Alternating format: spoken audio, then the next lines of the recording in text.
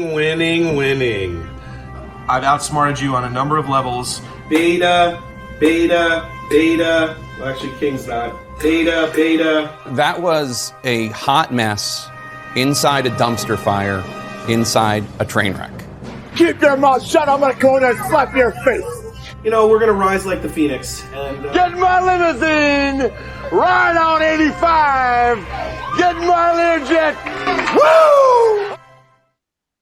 Welcome to the Asterisks Collusion podcast. You're here with the King, and I am joined by my compadre, the Grizz. It's been a while. It has been a while, and as you know, this is my favorite time of the year. And football's been very quiet. Free agency started, but this is I think anybody who loves football is really tuned in right now. They're watching the news, and we got a special podcast this week.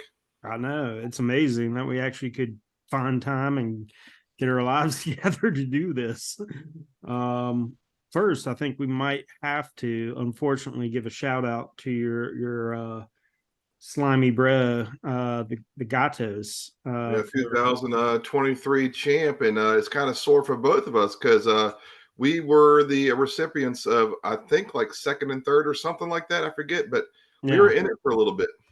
Yeah, I mean, we listened to the podcast, so we knew what we were doing. So, of course, we were going to finish pretty high. But, yeah, Gatos pulled it through. I was hoping Justin Jefferson trade would be a miracle worker for me, but it didn't really pan out. He had some good things going for him, and a lot of it happened last year in the draft. He got last pick of the draft, and we haven't done it officially, but was it Karen Williams, a running back for the Rams? He was a Pro Bowl selection last year, and it just goes to show you, man, the draft can change your team. And if you get lucky in the actual fantasy draft, if you pay attention to real football and even these mock drafts, I like to do mock drafts simply because I like to see where the talent lies. And running backs are funny, though. They're dime a dozen. That's right, dude. They are. Well, enough talking about Gatos. Let's get into the real draft, the 2024 NFL draft. Yeah, we have a intensive overview of this year's draft. And how do you feel about this year's draft overall? Are there certain positions or groups you like? I have a good take on what I think is going to happen this year. And I think it's a very offensive draft, in my opinion. The wide receivers are fantastic, the quarterbacks and the offensive line. However, tight ends are tight ends. There's a couple good ones, especially Bowers from Georgia. But I feel that the running backs this year coming out are awful. Well, I'm a big. I mean, we just said it a minute ago. Running backs are a dime a dozen. If I'm looking at any running backs this year, I'm waiting. I'm waiting to round 4 pass, like 4 or 5 before touching a running back. Personally. I'm gonna pull up my draft sheet here. It just went away. Yeah, but I'll agree with you about it being more offensive. I think defensively also, I think you're going to find value in later rounds after the first round. I don't see like a real stud that I'm like, ooh, this linebacker, this defensive end, this corner is just going to be a game changer for a team. Personally, I mean, there's some good ones, obviously, but there's nothing that just pops off the page. There's no Aaron Donald or Watt in this draft. There's just not a guy who makes you salivate. I mean, I like the defensive end outside linebacker Dallas out of Alabama and Verse out of Florida State, but again, they're undersized. And I think there's actually some good cornerbacks in this draft, but the middle linebackers as a whole, even the defensive linemen as a whole, I think it's a very weak defensive draft. I'd agree, but it is. I mean, I think it's going to be pretty star-studded for offense. I mean, quarterbacks and offensive linemen, and those there's a deep receiver draft, and then also you got the top 3 or 4 receivers that are just going to be absolute studs. So, yeah, I mean, great wide receiver draft. Oh yeah, I mean, if you draft one of the top 10 receivers in this draft, you're looking pretty good. I mean, you got something that stands out. But if you're ready, we can go ahead and jump on it. And Chicago Bears are on the clock. Yeah, as you know, this is a Carolina pick. What I think is very interesting about this, I think the Bears had wanted Caleb Williams last year, and he was holding out because the Bears offensively, their roster was very different as opposed to now. I think with the additions of Everett, the tight end, who's I think undervalued, but they got Keenan Allen, who's a little bit older wide receiver, but I think he's really good for a young quarterback, and they got Swift. And the Bears have already got two other decent running backs behind that, and a pretty good line they've invested in. So they have been trashing the Bears, and then the media's come back out and said, "Hey, look, it's not the old Bears, and they actually have some decent players on offense." And I think it is a decent situation. The Bears are not a 1 or 2 win team like the typical first pick of the draft. They won 7 games last year, and I actually think that Caleb Williams can come in and I have them. We kind of I think that's a consensus opinion. I'd be shocked at this point if they did not take Caleb Williams. But I think it's a good situation where he could actually come in as a rookie. And I'm not saying it's going to be CJ Stroud, but I would not be surprised to see him have immediate success. No, I mean, like I agree. I think it's going to be Caleb Williams. I mean, they've all pretty much said it. I mean, the Bears are setting them up. Keenan Allen, I think you mentioned, and some other free agents. I think they'll probably draft a few more players to put around Caleb. And I think they're going to give him like all the opportunity in the world to be successful. I don't.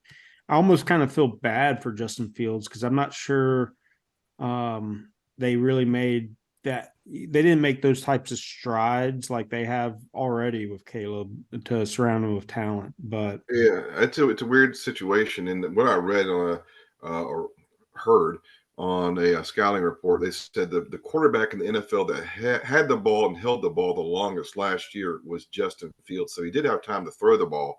And the one in college last year was Caleb Williams. And Caleb Williams played on a very bad offense last year. And it was not him, it was his line. The team was terrible. Their defense is giving up 45 points a game, probably. I mean, USC was not good. So it's going to be it's going to be an entertaining year for the Bears as a whole. And, we got DJ Moore and Cole Kmet. So they have an opportunity to thrive, I think, with a rookie quarterback, which is unusual. So there we go. I mean, we have the Bears taking Caleb Williams, and I compare Caleb Williams more so because I hear this Mahomes talk, and Mahomes is his own. Like he's another level. Uh, he's just already reached that level of this elite. And I'm even talking amongst the great ones. I think he's that good, and I would never want to compare anybody to him. But if I did have to compare him to somebody more so, hand size, height, throwing ability, way he runs around the pocket, it's Aaron Rodgers to me. No, that's a fair comparison. I kind of still like, I mean, from a talent standpoint, I think he's the most talented quarterback out there. I think his biggest issue is going to be between the ears. Yeah. He's definitely trying to be I don't know, he's a little diva-ish right now for not doing anything yet in the league. But it's a different league as it was a couple of years ago, as we know. I mean, Caleb Williams made $10 million in college, and that is just insane. I mean, imagine as a 21-year-old kid having $10 million in your bank account. I'd lose my mind in college, especially at USC. I mean, we know how that would go. So, I mean, if you look what Caleb did, though, in hindsight, he came in and supplanted Rattler, who went to South Carolina later.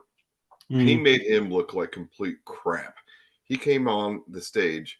It was 7-28, I think, against Texas, and came back and beat them in his first game ever while they were down. That is ridiculous. And then the next year, he transfers to USC with his coach and then wins the Heisman. So, I mean, from a talent standpoint, in order to do those things, I think that is very, very unique. No, I agree. I agree. But maybe let's move on to the second pick, the Washington Commanders, and talk about what you think they might be doing coming up. This is where it gets really interesting because a few weeks ago, I thought this was a lock for Jaden Daniels. He's actually cooled off a lot. Right now, and if I'm looking at upside, I'm concerned about Jaden Daniels coming from. He's another college transfer from Arizona State, I believe. Then went to LSU.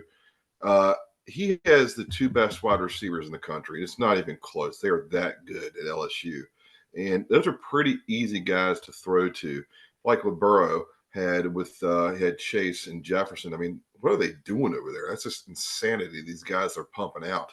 Yeah. Uh, so I'm concerned about Janian Daniels as a whole, but he does throw a nice ball. I do think he's good, but I think the guy with the higher upside, who I compare him to Justin Herbert, is Drake May out of UNC, and I think Drake is much better than Mitch Trubisky and Sam Howell. And I think if he is in the right system, we don't know what the Commanders are. They do have decent receivers.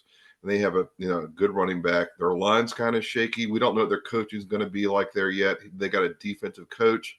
Mm-hmm. Uh, I don't know how the Redskins will be with him. I hope they take their time. And I think they got Jacoby Brisket there. I can't remember, but I think Jacoby's in Patriots, isn't I can't remember, but I don't know who the other quarterback is with the Commanders. But I would not want to feel like I'd have to start Drake May year one. He is young. I think UNC had a kind of up and down year. I think Drake May I think people were expecting higher things out of him this year. Were you a little bit disappointed with Drake last year? he? I mean, a little bit. I mean, he had a lot of hype going into the season, and he didn't in my opinion, really excel. But I mean, to me, where I put Drake May at is kind of like a Matt Ryan, which I mean, I Couldn't think be that bad. I mean, yeah, I mean, I don't see him I see him being a legit NFL starter for years to come, and probably make even a few Pro Bowls or something. But I don't see him ever really getting to be I don't know, like Aaron Rodgers, Patrick Mahomes, that Oh, type of level. yeah, John Elway and Marino. Like I don't see that either, but he does have some upside. And the weird thing about the draft of quarterbacks that people don't talk about a whole lot, on average, there's only one or two quarterbacks per draft that actually ever become solid starters. And that's why you have so much turnover at the quarterback position and people always are going after a quarterback. When you think about it, the ones that are really good, they play beyond 10 years. Usually like the Aaron Rodgers, the Mannings and Tom Brady, they play for like 15 years. So if you get one of those bell cows, you can just bank on being in the playoffs almost every year. And every team wants that because they get those quarterbacks, they're making a lot of money.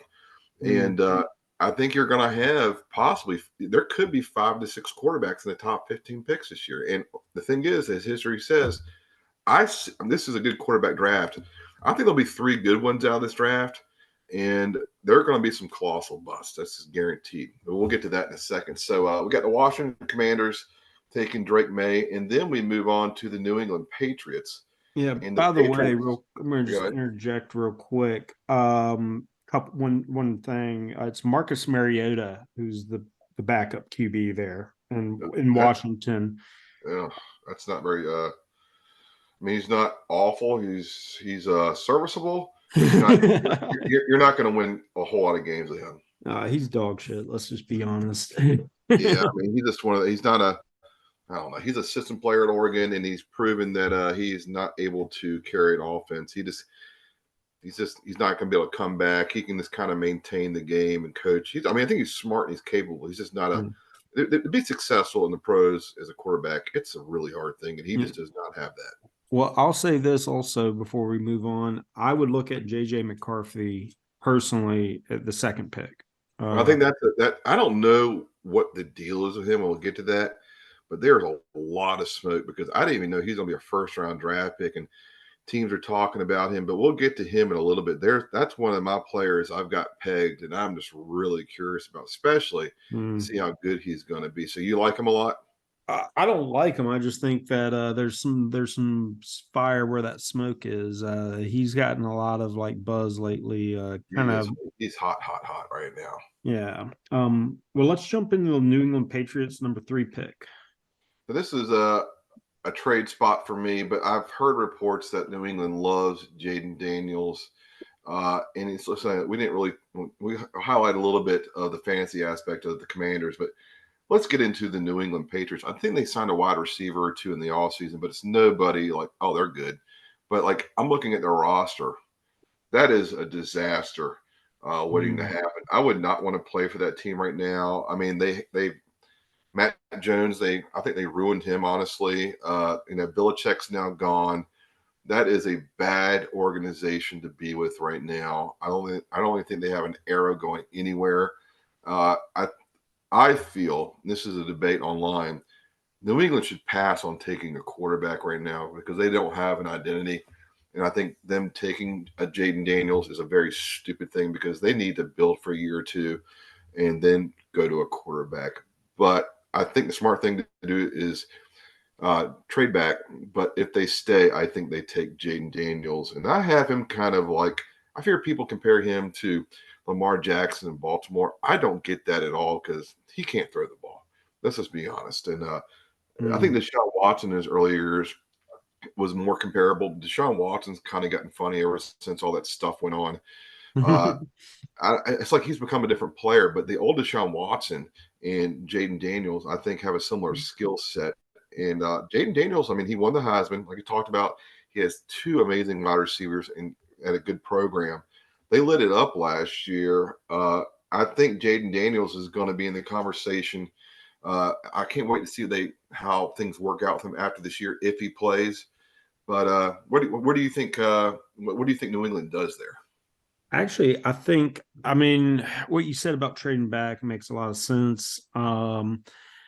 And would be a genius move by them. But if they do stay there, I kind of am actually leaning towards them just taking the best player at the draft, and I think they might go receiver and take Marvin Harrison Jr. It wouldn't be a shocker. I think there's two or three wide receivers. I think Neighbors and Harrison are kind of 1A, 1B. Mm-hmm. And they definitely need to get something on offense because the only player I would ever draft in that team in fantasy, and it wouldn't even be high, I have here on the list is Ramondre Stevenson. I mean, there's nobody else I'd want in that team. And that just shows you how bad they are. Yeah, they're garbage. So yeah, I would maybe look to Marvin Harrison Jr. and I think Jacoby Brissett is on New England, and then just roll with him and try to start building something there. They needed. That's what I would do too. But I know a lot of this mock draft stuff. You try to be practical with it and see what makes sense, and you go by the rumors. And I'm taking Jaden Daniels at 3. I think the quarterbacks will fly off the board. It's just it's the market. They want it, and right here we have the Arizona Cardinals at 4, and I think this is a definite trade spot. They traded with the Texans last year, so the Cardinals have 3 first-round draft picks this year, and they need to build up their roster. Hollywood's gone. I think the Giants or Minnesota is going to trade up here. The Giants are closer. They're right behind them, I think, at pick 6. But Minnesota has 2 first-round draft picks. The rumor is, because Minnesota's back a little bit more, if they do trade up with the Patriots or the Cardinals at 3 or 4, they're not going to have to give up just 2 first-round draft picks. It may be 3 or something similar, like 2 seconds and 2 thirds. So if there are some trades, and there's always trades, and if it's in the top 5, you're going to see a king's ransom for some of these quarterbacks. But how do you feel about the 4th pick? What do you see Arizona doing? I don't disagree with your trade with Minnesota. I mean, like Arizona has a chance. I mean, if they're going to roll with Kyler Murray to pick up some additional players, which they desperately need. So yeah, I can see the trade very, very easily. And the Vikings need a quarterback, something fierce. I think trading up makes a lot of sense for them. I do disagree, not disagree. Well, I do disagree that I think you have like JJ McCarthy listed. Since I picked JJ at the 2nd, I have Drake May actually going here to the Vikings. Okay. So I like I say, I think it makes a lot of sense to me that they trade up and take a QB. Yeah, Minnesota's got an interesting roster. They actually did very well addressing some defensive needs, and they're not a bad ball club. I mean, the weird thing is there's a Justin Jefferson trade rumor because he's going to the last year of his contract and he wants $200 million. And I wonder if there'll be a lot of big draft day trades from players for picks. And Jordan Addison looked good. They got TJ Hawkinson. That's a good situation, I think, for a quarterback to be in. They don't have a good running back there, but that wouldn't worry me at all. They could just draft a guy in round 4 and a guy in round 5, and I think they could rotate and have a decent backfield. So I said, you have a different player. I'm sticking with J.J. McCarthy based on rumors. I do think there will minimum be 3 quarterbacks drafted top 5, and I would not be shocked to see 4. I mean, what if it was 5? I mean, that's not even that far-fetched from some of the stuff I've been hearing and seeing about. But I think J.J. McCarthy is an interesting player. He's like a coach in the field. And I haven't compared to kind of like an Alex Smith. I don't think he's ever going to light it up. I don't think he's extremely talented, but he's a coach on the field. He's smart. He won a national championship. He's a winner. And we'll see how that one goes. I wouldn't be overly excited. One, as a fan, I would not want to trade up, like I said, give up 2 firsts and extra picks to get J.J. McCarthy. I think that is a very big gamble.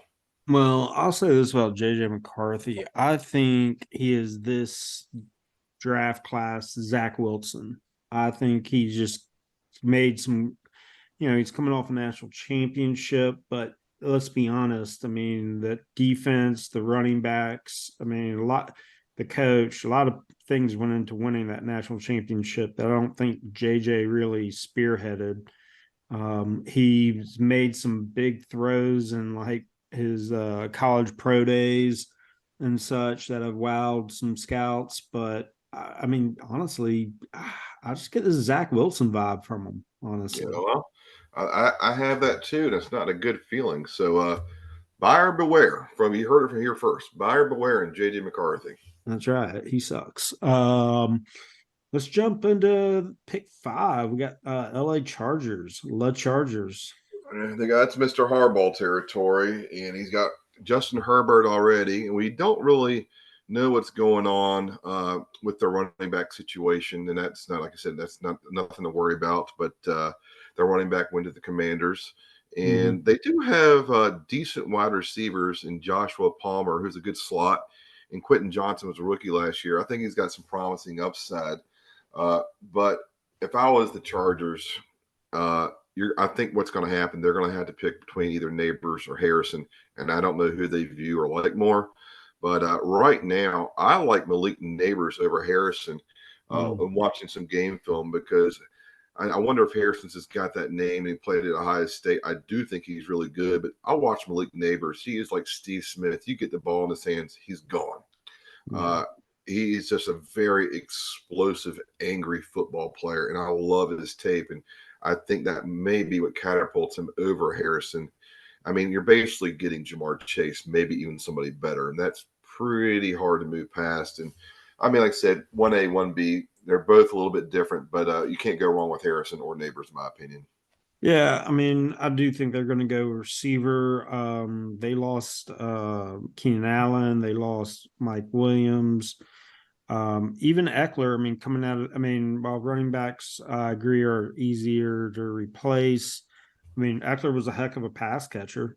I mean, so they need some targets for Justin Herbert. So they're going to probably go receiver. Depending on who's there, it's going to be, like you say, Harrison, Neighbors. I have Neighbors mainly because I had Harrison going earlier. But we both got Neighbors there. That's good. Yeah, I think that's who they're going to go with, and I think that'd be a good pick for them.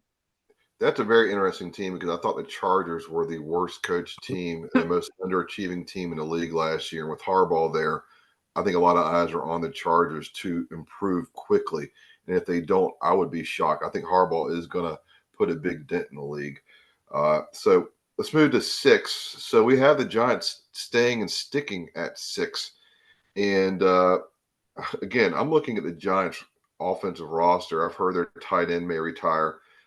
Daniel Jones, I think, is on his way out. They signed him that huge, stupid contract. We've talked many times about fantasy and Daniel Jones. And I have Marvin Harrison falling there because of the quarterback situation.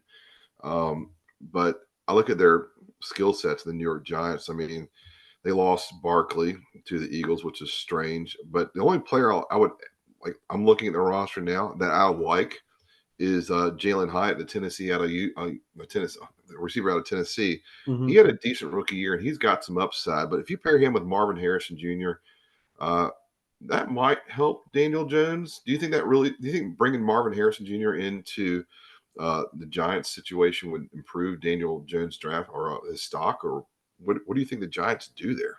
I mean, they've kind of screwed themselves a little bit with the Daniel Jones contract. I mean, I think Jones is garbage. But I mean, he's there one more year at least, right? Well, I think he's there for 3 more. They signed him to a huge contract, so they're going Yeah. to they're going to have to do a pull a Russell Wilson.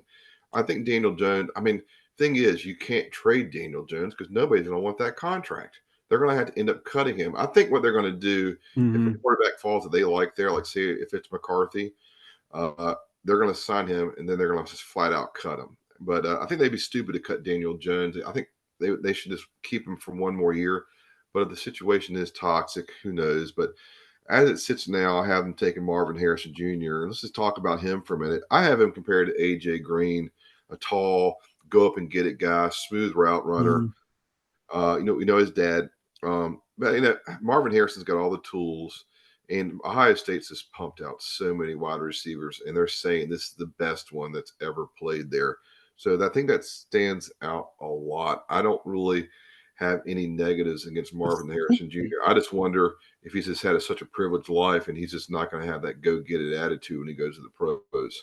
I don't know. He's got the bloodlines. His dad obviously knows what it takes. I love Marvin Harrison Jr. I'm going earlier. Actually, at this spot, I got uh Jaden Daniels going. Granted, I mean, I think that's mainly because I think the Giants are going to be done with Daniel Jones. Even if they play him one more year or so, I think they're going to make room for a quarterback. So that's who I got going there. But like I like Harrison. I think he's going to have an amazing career. I think his floor is so high. I mean, I think he's just going to be. I mean, his floor to me is like 3 or 4 time Pro Bowler. Well, I mean, that's the thing, but you think about it, he's a star player. And New York Giants are a good organization, but right now, if I was Marvin Harrison Jr., I would not want to go to New York and play in that offense. They're in a bad situation. You're looking at the Giants roster wise; they could have a top 3 pick next year, and it looks to be happening. Mm, I do like their coach. I just don't think they have the players there. yeah. Well, we got about 9 minutes left. Let's jump Okay, into pick all right. 7. So we got Tennessee Titans, Mr. LTD land. We got Levis, Tajay Spears. They even signed the running back out of Dallas, and DeAndre Hopkins, who's old, and Treylon Burks. But I think the problem with the Titans is what I've been reading about is they have a horrendous offensive line, and I think what they do is they take your Notre Dame boy, Joe Alt, who is I think a dominant kind of Joe Thomas left tackle, and he's a big guy, and he's held up very well. I want to see how he holds up against elite pass rushers at the pro level, but I think that's a logical fit. And I mean, I'd be surprised if Joe Alt falls out of the top 10. Oh yeah. I mean, I don't. I mean, he's the number one offensive tackle. He did everything right at the combine.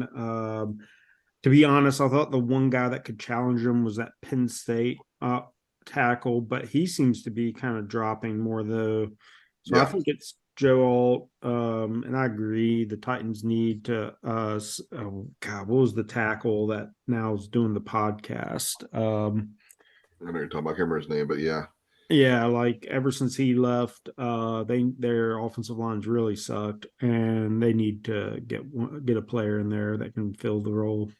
Left tackle is one of the biggest needs. If you get a premium left tackle, I mean, they almost every single like top of the line left tackle in the draft almost always goes top 10. And I think this year it's definitely going to be Joe Alt. And I'd actually be surprised. That almost seems to be like a lock for me. Tennessee Titans, Joe Alt, 7. And sometimes if you know that and teams know that, they're looking at the draft boards. Sometimes teams may be 2 or 3 picks back and want Joe Alt. They may catapult the Titans to move up to 6. So that's what the draft's all about. It's real-time drama, a lot of fun. So Joe Alt, Notre Dame with the Tennessee Titans. Let's move down to Atlanta. Okay.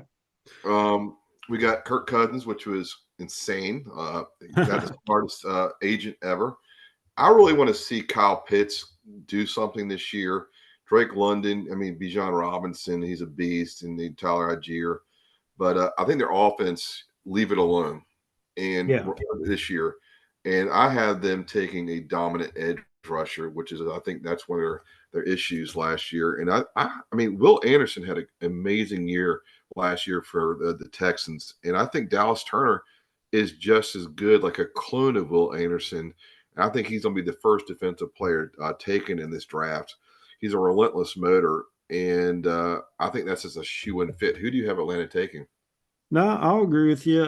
Dallas Turner makes a lot of sense. That's the rumors I've been seeing where he's going to be going.